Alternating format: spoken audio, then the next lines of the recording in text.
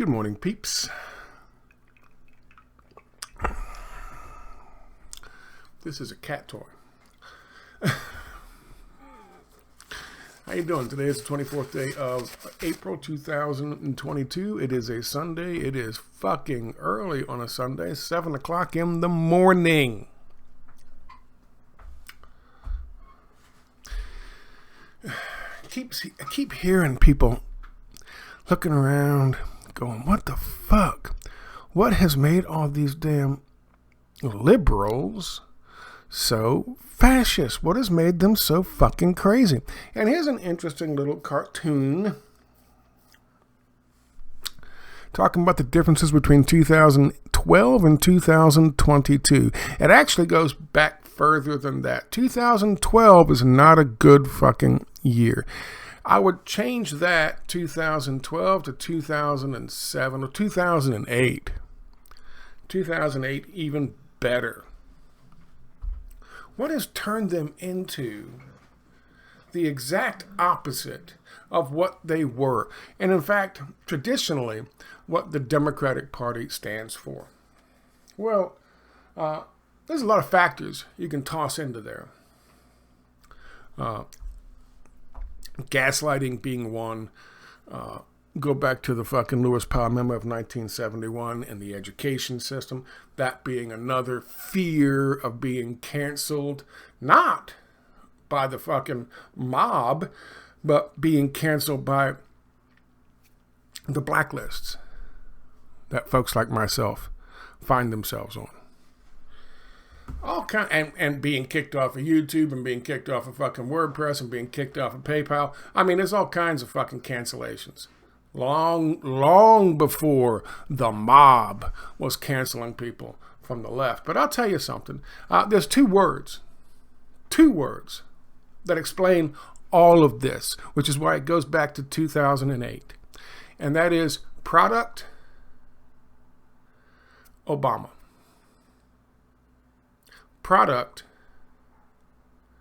Obama. Not Barack Obama, not Michelle Obama, not God Emperor King Obama. Product Obama.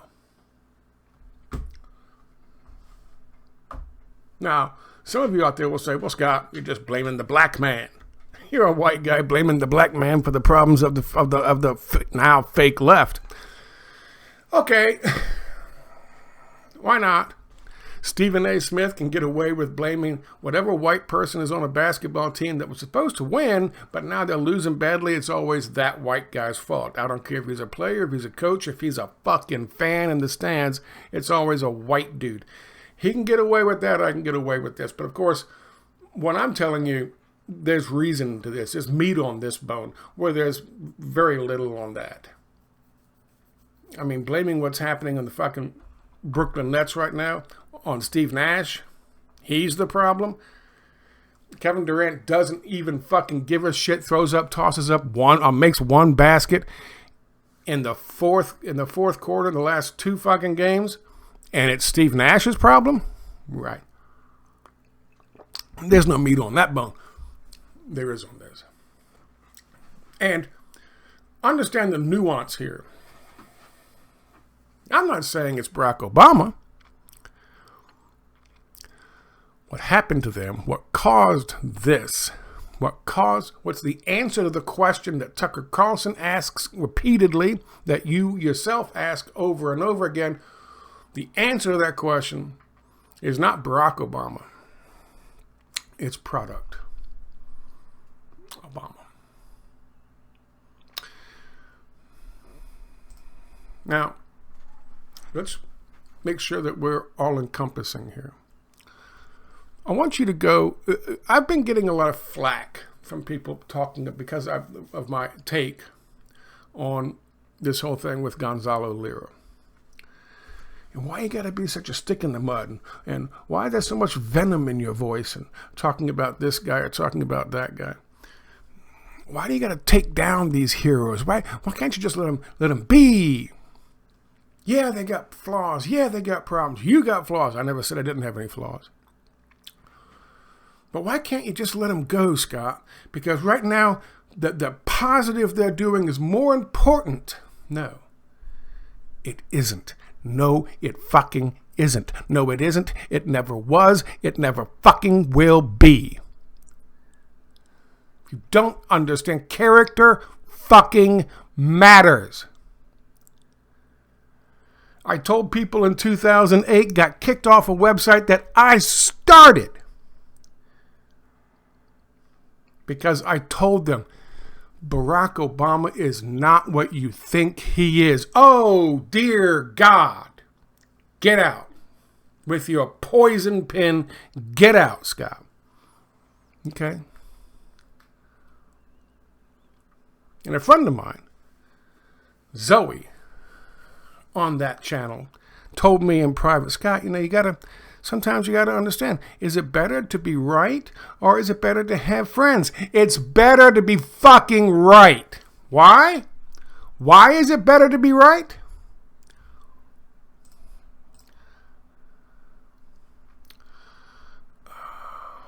That's why it's better to be right. That's why it's better to be right. Because trying to avert this. That's what I was doing then.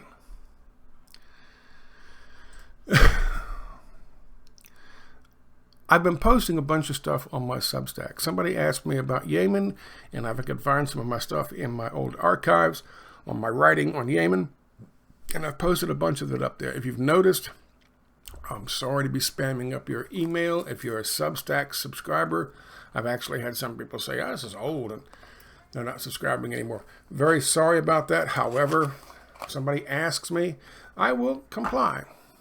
And I covered a lot of fucking topics over those years, 11 years I was writing, that WordPress erased because I was canceled long before cancel culture was even a fucking term. But that's okay. A bunch of good articles in here I wrote and posted recently about, here's one, the pillow-biting alternative media and the Johns who love them. The dark consequences of fake dissent. That one was written in 2010. It's almost as if I saw this shit coming well over a decade ago. I've told people that this is who I am, and this is who I am because this is what my experience has made me. I suffer fools much better than I suffer liars and frauds and charlatans.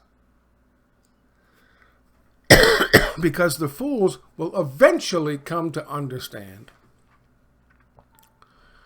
whereas the charlatans already know, and they will never change.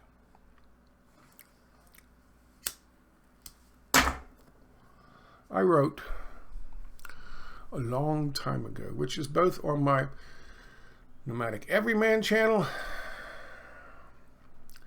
and, of course, this one here, my Substack. If we go back to Substack, you can go read this. See if I was wrong back 12 years ago. I don't think I was. You're welcome to make your own decision. I wrote something and I posted at both these locations. Obama's willing executioners. I'm going to read to you some of it from this because, quite frankly, I'm old and the text is bigger. But this is the actual archive. Obama's willing executioners comes from the title of a book called Hitler's Willing Executioners. And if that reference isn't just as valid today as it was 12 years ago, I don't know which is. Almost as if I saw this shit coming, huh? Posted on May 30th, 2012. This is also important to note. Not only was I opposed to Barack Obama in 2008 before that election, but I was also opposed to him 4 years later in 2012 before his re-election, which again didn't cost me any websites, but didn't win me too many fucking friends over on the left. However, after 4 years, I wasn't alone anymore in my evaluation of him. Posted May 30th, 2012 by a Scott Creighton. To know and not to know. To be conscious of complete truthfulness while telling carefully constructed lies. To hold simultaneously two opinions which canceled out, knowing them to be contradictory, and believing in both of them. To use logic against logic. To repudiate morality while laying claim to it. To believe democracy was impossible and that the party was the guardian of democracy. To forget whatever it was that was necessary to forget. To consciously to induce unconsciousness.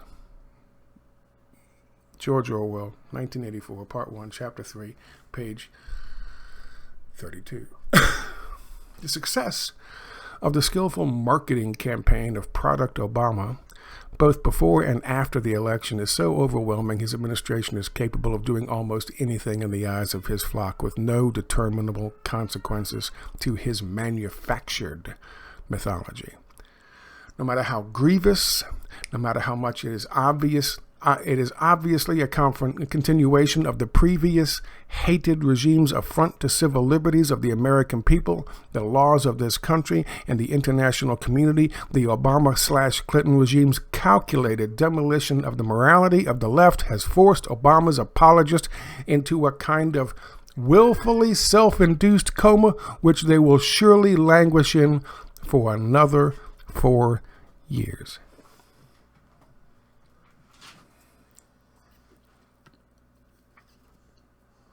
Let that sink in for a bit.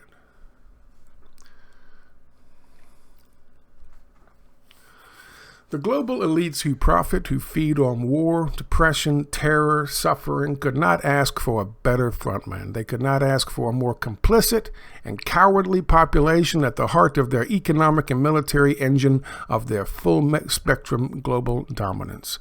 Where Hitler's willing executioners failed, they will succeed.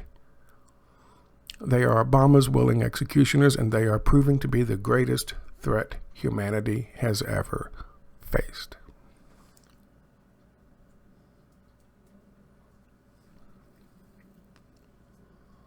Noam Chomsky wrote this. If the Bush administration, didn't like somebody, they'd kidnap them or send them to torture chambers. If the Obama administration decides they don't like somebody, they murder them. So you don't have to have torture chambers all over the place. End quote.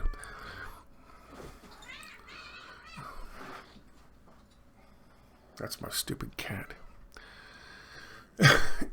If we as a civilized nation were to hold our presidents accountable for the crimes committed by them in our name, we would have to indict every single living president and rewrite the history books, change airport and hospital names, and completely rethink the history of this country since its inception. Yes, other presidents have committed atrocities in the name of democracy and humanity for the purpose of nothing more than the greed of a few extremely wealthy bankers, business owners, and Wall Street investment houses. But that doesn't mean we must turn a blind eye to our current occupant of the White House simply because others got away with similar crimes. In a New York Times article, President Peace Prize admits he's the one who decides who lives and dies by extrajudicial homicide via drone or special operation forces strikes. Barack, the decider. Who will he kill next? It's a secret. But that's okay, because he's the greatest man of our generation. This same Times article starts off by mentioning the December 17th, 2009 cruise missile strikes in Yemen, which murdered 23 children and many other innocent civilians in a particularly brutal fashion. This subject, this impeachable crime, and we are not at war with Yemen, and only reason we attacked these people was to support the brutal dictator Saleh, who's recently been bribed by Hillary Clinton to step down, has barely ever been mentioned in polite circles. And I have written about it extensively.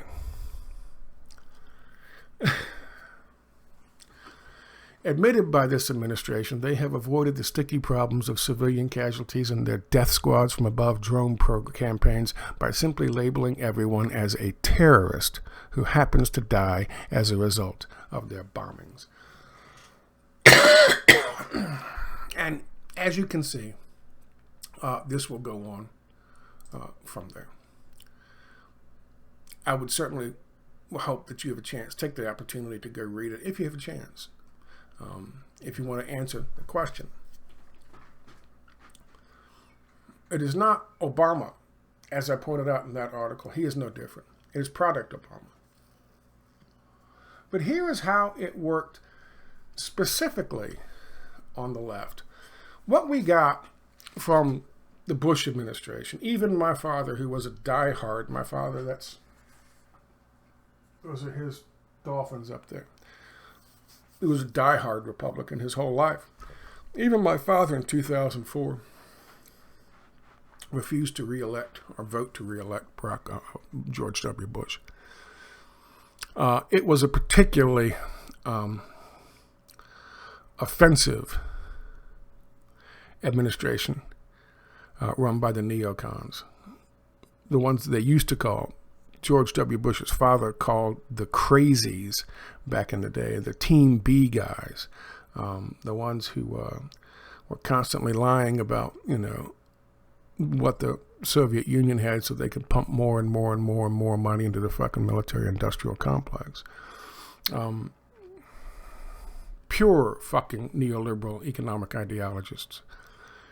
Pure followers of Milton Friedman and these guys. His administration, without getting too far into who really pulled off 9/11, his administration, even beyond that, was potentially one of the most vile and offensive in the country's history, arguably.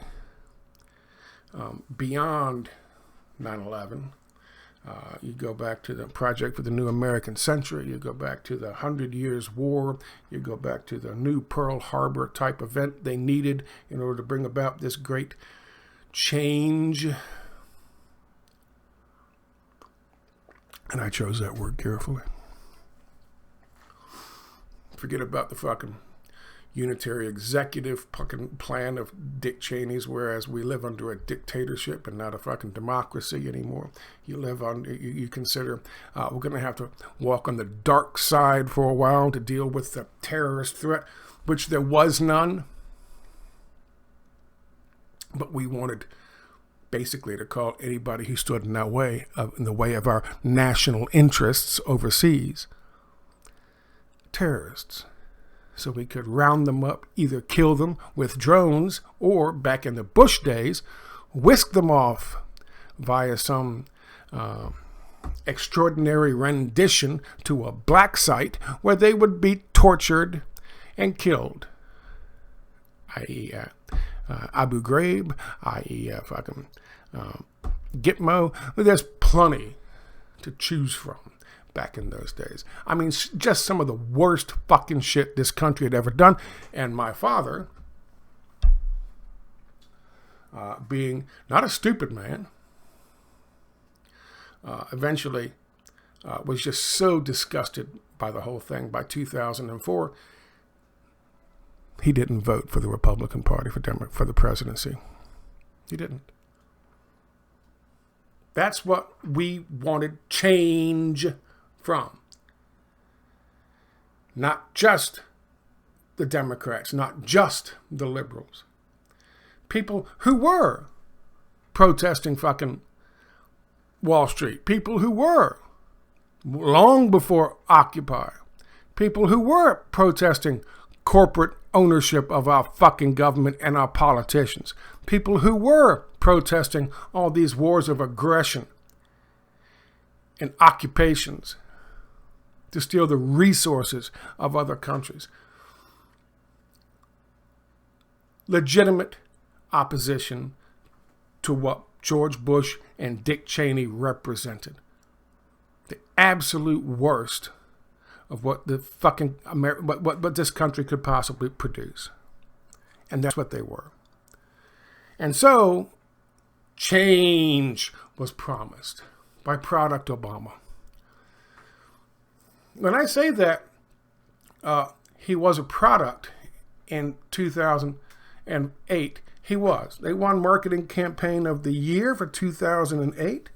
They beat out Pepsi and Microsoft and Viagra or some shit as a product being marketed. And it was a prestigious award they gave to the Barack Obama campaign. It was a product. They were selling you an idea that sold itself. Even Republicans didn't want that fucker and those people in the White House anymore. And Obama promised change. And what did they get? What did they get? Those poor people who were dancing around and screaming, change, change, we got change. Oh, I'm so happy, Obama. 4 years later, they weren't dancing anymore, were they? And then 4 years after that, as it got worse and worse and worse, well, let's go back and read it. To know and not to know. To be conscious of complete truthfulness while telling carefully constructed lies. To hold simultaneously two opinions was canceled out, knowing them to be contradicting and yet believing in both of them. To use logic against logic. To repudiate morality while laying claim to it. To believe that democracy was impossible and that the party was the only guardian of democracy. To forget what it was necessary to forget, consciously to induce unconsciousness. That's what they fucking got. That's why you have this. And don't think for a moment that I'm going to let the gaslighters off the fucking hook. That's right, the gaslighters. I'm going to go all the way back to fucking Gonzalo Lira. Not that he was one of them, but he is part of that species. The Jimmy Dores, the Blumenthals, all of the TYTs. Now we're fucking disgusted with TYT. In 2008, Jimmy Dore was right there with them, partying right there with them, making money, saying the same bullshit, and they kept it up for as long as they possibly could. The only difference is TYT, well, it's no different. It's no different now. Do you really think when the next fucking product liberal comes along, Jamie Dore's not going to be on board? He pushed every single one of the fake fucking products that I myself saw through and easily saw through before their elections. The Ro Khannas, the AOCs, the Bernie Sanders, not once, but twice. And of course, the Barack Obamas. They're the gaslighters. Now, you might argue that they're swept up in the moment with everybody else, with the Hopi changey feeling, with the hopium coursing through their fucking veins. If that's the case, they shouldn't be doing that shit in the first fucking place. There's no place for Captain Hindsight when that is the goddamn result. People were so fucking confused.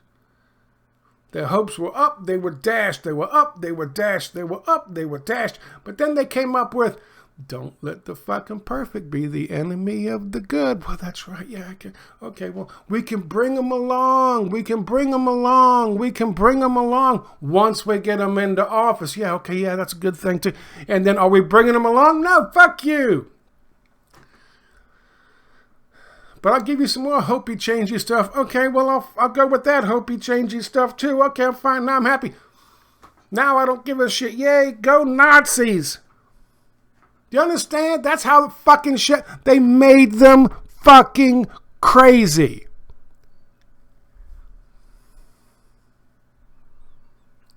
To be honest, it really started with Bill Clinton.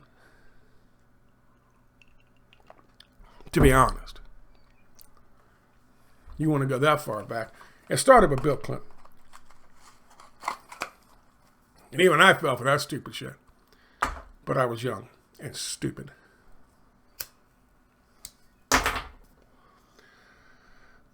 What was Jimmy Dore's excuse back when he was having fucking AOC on his show and promoting that fucking thing?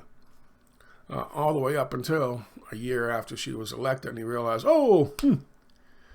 got took again. Hang on, folks. I'll have some more hopey changey for you, hopium, in a couple of weeks. Let me give you some more later. No. Sorry. Once a pusher, always a pusher.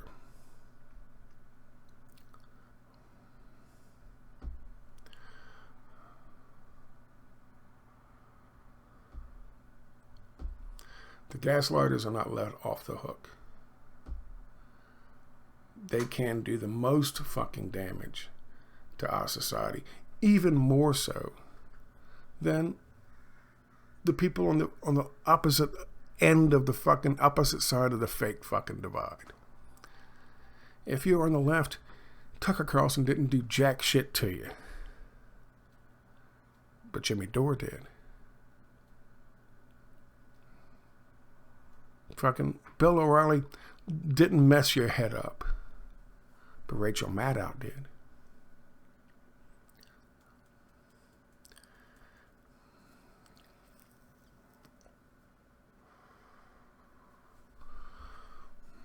Product Obama is what happened to these people.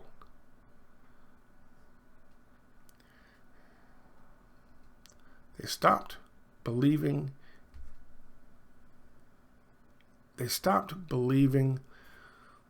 in the ideals and started instead just to believe in the feeling. Does that make sense?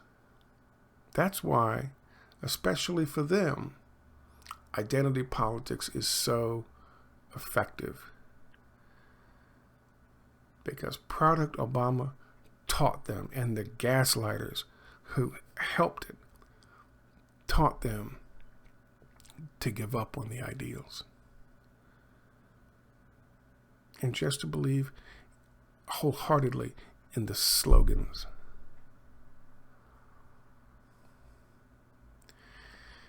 And when they get the normal opposition to what they are, to the point where that works, then they've won. Because they can give you a slogan that is in direct opposition, is in 180-degree difference to your ideal. That makes you think it's the ideal.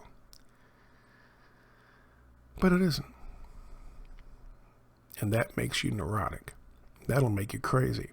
Because in the back of your mind, you know it. In the back of your mind, you understand it.